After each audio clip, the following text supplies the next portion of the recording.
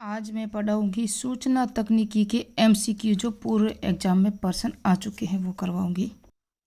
ये पर्सन 2024 में आ चुका है, किसके अंदर, फर्स्ट ग्रेड में, जबकि ये रीट में आ चुका है, यहाँ भी फर्स्ट ग्रेड में आ चुका है। और ये आया हुआ थर्ड ग्रेड 2023 में एग्ज़ाम हुआ था ना। ये हमारे आर एस पर ही हो, चाहे आर एस पर ही हो या फर्स्ट ग्रेड जीके हो या रीट मेन जिसके अंदर आपका आईसीटी आता है सूचना तकनीकी, वहाँ ये सब टॉपिक है। और मैं सिर्फ एमसीक्यू कराऊंगी। आपने अगर ड्राइवर का अभी जो एग्ज़ाम हुआ है फोर्थ ग्रेड का, जो भी जितने भी राजस्थान कर्मचारी एग्जाम बोर्ड एग्ज़ाम करवाता है ना, वहाँ रिपीटेड पर्सन आते हैं। तो मैं चाहती हूँ कि मैं यहाँ आज आपको 15 या 10% करवाने की कोशिश करूँगी जो सूचना तकनीकी से है, जो फर्स्ट ग्रेड और रीट में जहाँ भी आ चुके हैं ना वो करवाऊँगी। तो स्टार्ट करते हैं। शिक्षण अधिगम नवाचार है ना, वहाँ मैंने इस्माइल वगैरह है, इस्माइल 2 है, निष्ठा है, दीक्षा राइज है, उल्लास है, ज्ञानवाणी, ज्ञान दर्शन और जितने भी खुशी साला जो राजस्थान में शिक्षा के बढ़ते कदम, उसके स्थान पर मुख्यमंत्री शिक्षित राजस्थान अभियान और पठन मौखिक पठन कौशल, ये जो नवीन हुए हैं 2024 वाले नवाचार, 2024 के 2025 के नवाचार जितने भी थे, प्रखर प्रखर 0.2.0, तो ये सब मैंने करवा दिए हैं। फर्स्ट ग्रेड की अलग से प्ले लिस्ट पड़ी हुई है। जो फर्स्ट ग्रेड में आएगा, जो रीट का सिलेबस है वो फर्स्ट ग्रेड में भी है क्या, शिक्षण अधिगम के नवाचार, तो वो वहाँ आप पढ़ सकते हो। कल की वीडियो या परसों की वीडियो में भी पढ़ाया मैंने। उसके एमसीक्यू हैं, अभी बाकी रह चुके हैं, लेकिन मैंने सोचा आज मैं सूचना तकनीकी की कुछ एमसीक्यू करवा लूँ जो बार बार एग्जाम में आते हैं। पहला प्रश्न है, निम्नलिखित में से कौन सा विकल्प आईसीटी की व्यापक परिभाषा में शामिल नहीं है। शामिल है नहीं, शामिल नहीं है, तो कौन सा शामिल नहीं है। देखो यहाँ हम कंप्यूटर तो हो गई सूचना तकनीकी में, रेडियो से हम सुन सकते हैं, ये भी है, मोबाइल फ़ोन से बातें करना देखना सब कुछ है, लेकिन पारंपरिक मुद्रित पुस्तकें हैं, इसको हम देखेंगे और खुद पढ़ेंगे, है ना, तो ही क्या ऐसे हमें ये शामिल नहीं है इसके अंदर, है ना। ये परंपरागत जो होती है ना शिक्षण या आईसीटी वगैरह जितने भी प्रोग्राम हैं, यहाँ देखो मैं आपको ये सूचना और संप्रेषण के प्रकार कौन कौन से हैं। परंपरागत सूचना संप्रेषण तकनीक है ना, उसके अंदर आएगा। ऐसी तकनीक प्राचीन काल में चली आ रही जिसके माध्यम से वर्तमान में सूचनाओं का आदान प्रदान करना, जैसे कि मुद्रित सामग्री, पाठ्य पुस्तक, पत्र पत्रिकाएं, विद्यालय वगैरह, चित्र, मानचित्र, आरेख, पोस्टर, ये सब किसके अंदर आते हैं, परंपरागत सामग्री में। त्रिआयामी सामग्री, नमूने, मॉडल, कठपुतलियां भी संप्रेषण का जो परंपरागत प्रकार है ना उसके अंदर आएगा। मौखिक सूचनाएं हैं वो भी परंपरागत में आएगी, शिक्षकों, सहपाठियों, दोस्तों, माता पिता इत्यादि जो भी। लेकिन आधुनिक सूचना एवं संप्रेषण तकनीकी है ना, ये दूसरा भाग है सूचना और संप्रेषण तकनीकी के प्रकार में। पहला है परंपरागत सूचना संप्रेषण तकनीकी, दूसरा है आधुनिक सूचना एवं संप्रेषण तकनीकी। इसके अंदर क्या आएगा पता है, आधुनिक में इसके अंदर कंप्यूटर का हार्डवेयर, सॉफ्टवेयर, प्रौद्योगिकी, जनसंचार, दूर संचार, नेटवर्क प्रौद्योगिकी, मानव संसाधन, ये आएगा आधुनिक में। कंप्यूटर हार्डवेयर प्रौद्योगिकी, उसके अंदर क्या आएगा, इसके अंतर्गत माइक्रो कंप्यूटर, सर्वर, बड़े फ्रेम, मेन फ्रेम कंप्यूटर होते हैं ना वो, इनपुट आउटपुट, ये सब किस में आएंगे, कंप्यूटर हार्डवेयर प्रौद्योगिकी में। ये जो प्रकार है फिर कंप्यूटर सॉफ्टवेयर प्रौद्योगिकी, इसके अंदर सॉफ्टवेयर होता है ना, वेब है, ब्राउजर है, डेटाबेस, प्रबंध प्रणाली, सर्वर, व्यापारिक वाणिज्यिक सॉफ्टवेयर जो भी होते हैं वो आते हैं। दूरसंचार, नेटवर्क प्रौद्योगिकी, ये आप देख सकते हो। फिर मानव संसाधन, मैंने कहा ये सभी इसके अंदर आते हैं। दूसरा प्रश्न है, शिक्षण अधिगम प्रक्रिया में आईसीटी को एकीकृत करने व निम्नलिखित में कौन सा लाभ नहीं है। ये फर्स्ट ग्रेड संस्कृत विभाग का अभी हुआ 2024 में दिसंबर वगैरह में हुआ था। यह रुचिकर और प्रभावी अधिगम वातावरण बनाता है, ये तो सही है। यह शिक्षार्थी नहीं है बोला है ना, याद रखना, यह शिक्षार्थियों को सीखने की प्रक्रिया में निष्क्रिय रूप से संकलन है। ये निष्क्रिय रूप से थोड़ी ना है, ये सक्रिय है। आईसीटी जो कंप्यूटर सूचना तकनीकी है, ये तो सक्रिय रूप से, आजकल का तो मानव का भी रूप ये ले लिया, रोबोट वगैरह भी बन चुके हैं, तो ये नहीं है, मुझे तो यही लगता है। फिर देखते हैं अभी आगे कौन सा ऑप्शन है। यह छात्र को नए कौशल में विकसित करने में मदद करता है, ये भी सही है। यह किसी भी समय कहीं भी सीखने में मदद करता है, ये भी सही है। तो इसके अंदर बी गलत होगा, राइट होगा, क्योंकि यही गलत है। ये निष्क्रिय रूप से नहीं, ये सक्रिय रूप से संकलन करता है शिक्षार्थियों को सिखाने में की प्रक्रिया में, है ना। और ये आंसर भी दिया हुआ है।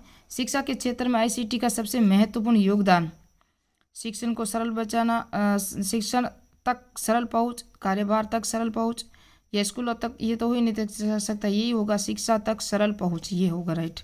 सूचना तकनीक शिक्षा में सबसे पहले उपयोग किस देश ने किया था? सूचना तकनीक का शिक्षा में, है ना, किसके अंदर, शिक्षा में सबसे पहले उपयोग किस देश ने किया था? तो ये ब्रिटेन ने किया था। किसने किया था? ब्रिटेन ने।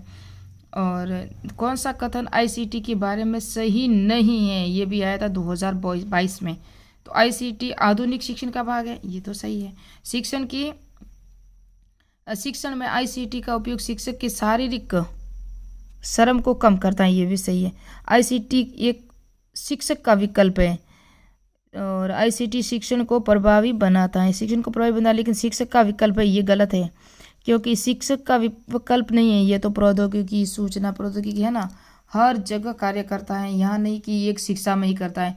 शिक्षा में आप हॉस्पिटलों में जाओगे, आप नेवी में जाओगे, आप दूरसंचार उपग्रह जो भी देखोगे, एक शिक्षा के क्षेत्र में शिक्षक का विकल्प नहीं है। ये चहुमुखी विकास है, या ये यानी कि हर एक क्षेत्र में प्रभावी सूचना संप्रेषण कार्य जो है वो सूचना संप्रेषण की तकनीक है ना। उसके बाद निम्नलिखित में से कौन सी परंपरागत सूचना एवं संप्रेषण तकनीकी? परंपरागत मैंने अभी बताया, कंप्यूटर के जो भी सूचना और तकनीकी के प्रकार बताए ना, उसके अंदर है मुद्रित सामग्री जैसे पाठ्य पुस्तक, संदर्भ पुस्तक इत्यादि वगैरह, मौखिक हाव भाव होगा इसके अंदर, है ना, पत्र पत्रिकाएं होंगी, ये सब मैंने आपको बता दिया है। बाकी सब आधुनिक रूप में आएंगे। ये इसका राइट आंसर ए ही है।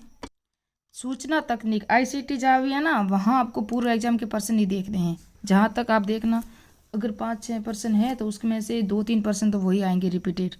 आईसीटी इतश्या क्या है आईसीटी?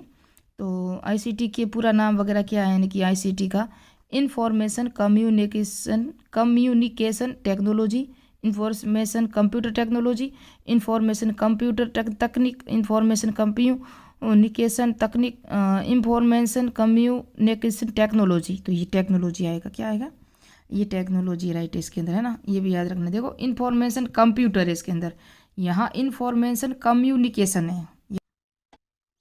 अब हम करेंगे साइबरनेटिक्स का सिद्धांत संबंधित है, साइबरनेटिक्स का। तो ये है प्रतिपुष्टि से, किसे है? प्रतिपुष्टि से। सूचना प्रौद्योगिकी से क्या कार्य है? इसके अंदर जो राइट है, देखो सूचना प्रौद्योगिकी के कार्य के क्या कार्य, यानी कि ये भी आया था 2010 में। सूचनाओं का संग्रहण करना, सूचनाओं का संप्रेषण, सूचनाओं को प्रोसेसिंग या उपयोग सभी। तो इसके उपयोग सभी है, संप्रेषण भी होगा, प्रोसेसिंग भी होगा, संग्रहण भी होगा, सभी होगा। इसका राइट आंसर डी है। मैंने आपको बोला था कि मैं 10 प्रश्न करवाऊंगी तो 10 ही करवाऊंगी। आगे नेक्स्ट पार्ट में और 10 मिलेंगे, और उसके भी बाकी हमारे शिक्षण अधिगम नवाचार में जो पूर्व एग्जाम में प्रश्न आए थे ना, जिस तरह मैंने कहा मेरे शिक्षण अधिगम नवाचार के जितने भी पॉइंट थे उसके नोट्स तो दे दिए, लेकिन एमसीक्यू साथ साथ दिए थे। अब कुछ रह चुके थे, वो नेक्स्ट पार्ट में टाइम मिलेगा तभी वो भी आपके साथ शेयर कर लूँगी। कौन सी सूचना प्रक्रिया स्रोत की विशेषता नहीं है? तो इसके अंदर शिक्षार्थियों को सूचना एवं तथ्यों का ज्ञान कराना, ये भी सही है। और शिक्षार्थियों को सामान्य बौद्धिक क्षमताओं का विकास करना, ये भी सही है। शिक्षार्थियों के सामाजिक पक्ष का विकास करना, शिक्षार्थी का सूचना प्रक्रिया स्रोत की विशेषता नहीं है। क्यों? सामाजिक पक्ष का विकास तो होता है, समस्या समाधान, प्रत्यय, उद्दीपन, परिवेश व्यवस्थित संगठन करने में शैक्षिक वातावरण का निर्माण करना, ये भी सही। जहाँ नेगेटिव दिखे ना वही राइट है। तो इसके अंदर सामाजिक पक्ष का विकास करना नहीं है।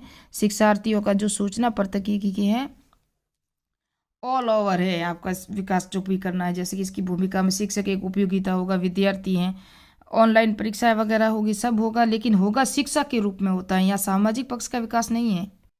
एक ये पॉइंट भी आपको याद रखना है कि सर्वप्रथम भारतीय शिक्षा आयोग ने 1964 में 64-66 में शिक्षा में जन संचार माध्यम के प्रयोग की अनुशंसा की, यानी कि शिक्षा के में जन संचार के माध्यम से।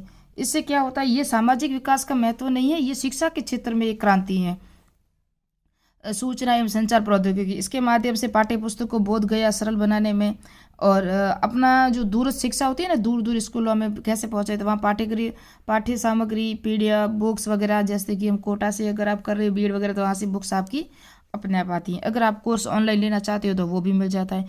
तो ये सामाजिक विकास का क्षेत्र नहीं है, यहाँ शिक्षा के रूप में विकसित करना, विद्यार्थियों और शिक्षार्थियों के हित के लिए कार्य के लिए प्रयोग किया जाता है। ये व्यावसायिक विकास के लिए भी सूचनाओं, आंकड़ों, अध्ययन सामग्री की आवश्यकता के अनुसार भी ये कार्य करता है। यह छात्रों में कौशल का विकास, मूल्यांकन, तकनीकी आधारित शिक्षण प्रदान करने में भी सहायता करती है। जो सूचना तकनीकी हैं, और विद्यार्थी केंद्रित शिक्षण वातावरण बनाने में महत्वपूर्ण भूमिका निर्वाह करता है। तो ये विद्यार्थी के लिए जहाँ होगा, सामाजिक विकास का अलग से पॉइंट है तो अलग होगा, लेकिन ये शिक्षा के क्षेत्र में है। तो ये MCQ थे जो पूरे एग्जाम में आ चुके थे, और नेक्स्ट पार्ट में 10 से लगा के 20 तक और करवाऊंगी। मिलते हैं नेक्स्ट पार्ट में। मेरे चैनल को सब्सक्राइब कीजिए, लाइक कीजिए, कमेंट कीजिए।